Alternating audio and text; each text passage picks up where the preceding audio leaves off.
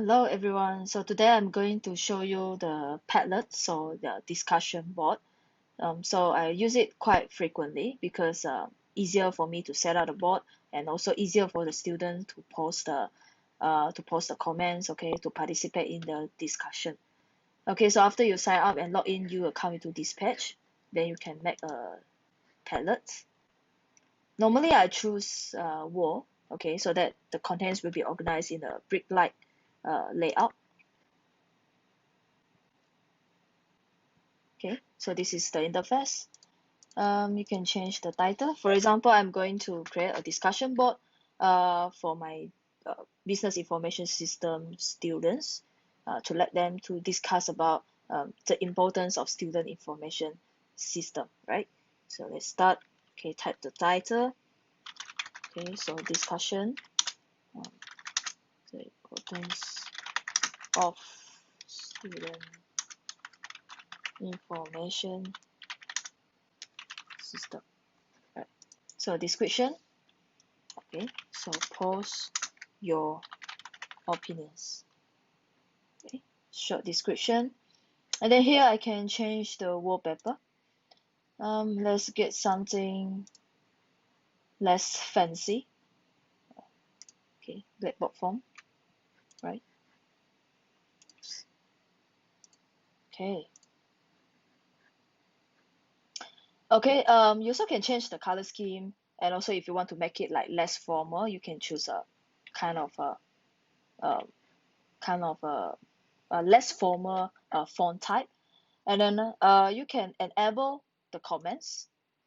So if we want to encourage the discussion among the students in the class, so normally I encourage the students to post the comments on other student work. So this is like the peer review, okay? The peer review. Okay, so normally I also will enable this and ask the students read through all the posts by the classmates and then click like on the ideas or the opinions that they like.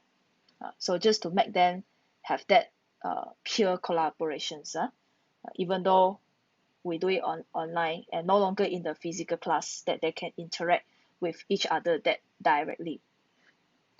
Okay, so when you are done, just click on next, and then here is it. So this is the board, right? So next, how to share with the students. So you just click on the share, and then you can copy the link to them, okay? Because we are using the Zoom, so you can just post the link in the Zoom chat, or you post it up in the Moodles. You also can download the QR code and then put as a slide, and then when you share screen, then the students, when they see the QR code, they can scan it using their mobile phone. So this also encourage the mobile learning because not every students they have a good laptop at home for their online class. So some of the students even use their own smartphone. So using this kind of the discussion board uh, give some credits to the students that use their mobile phone in learning. And then this one, you can embed it in the website. So Moodles, we can embed this in the Moodle website if you want to. So very easy, just click on this. Then you will see this code. You don't need to understand what this code represent. You just need to copy. All right, you copy the code. And after that, let's say this is my Moodle page. Turn editing on. Normally I put it at the beginning of the Moodle page. So add an activity or resource. Then you click on label. Okay, add. Right, so you come to here. Do you see this arrow here? Just click once. Then go to the end. You'll see the symbol with two brackets, slash HTML. And then you remove any codes here. Then you paste the code. Right, then just click save and return to course. Right, so here is the discussion board. Let me just turn editing off. Yes, here you go. The discussion board. So let's say if I have another, so imagine I'm the students. I open up the link. So I can put on the plus button. Then I can start to type. So normally I ask the student to put their names so that I know who they are. Okay, so I think SIS is important because blah blah blah. All right, and then beside their post the text, they also can put in the URL, because sometimes I will get the students to uh, get the resources online, right? And then they also can put the photos, and to make it more fun, I even ask them to um, upload some other photos, drawings, right?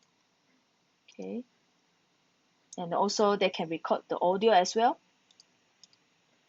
So let's say if they want to access from the Moodle, also can. So basically they just go to the Moodle page, and then they will just directly click on the plus button, and then they can start to type.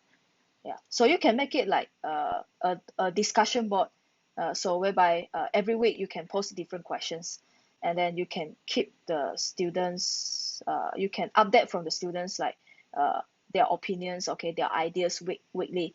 Or another use is that you can let the students to post up their questions for assignment, because sometimes big class like have around 60 students or more, it's very difficult to receive their questions, and then beside texting you or what, so they can actually post up their question in this discussion board. All right, so hope you enjoy this functions. And then after, let's say the discussion is done, you want to keep a record, right? You can just go ahead to this three dots here, okay, three dots here, and then after that you can export, okay, you can export, you can save as PDF file, right? Publish.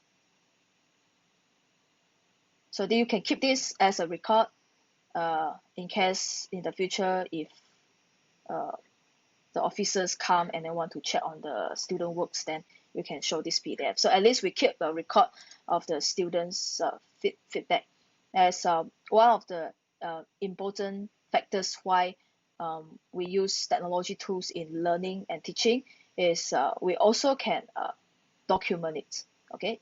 Instead of if you just discuss in the class and then yes, even though we have the recorded Zoom session, but that would be good if we have something like this, okay, to prove the student learning is there, okay, and then to uh, maybe we can show it to the next semester student to show them, okay, these are the examples of the works that have been done by their seniors. So a lot of the functions that can be used by using Padlet. So Padlet is a platform for online discussion, right? So you can use it for other purpose as well, as long as you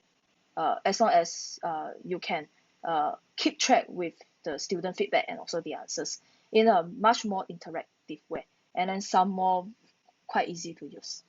All right, thank you. That's all from me, and hope you enjoy this too.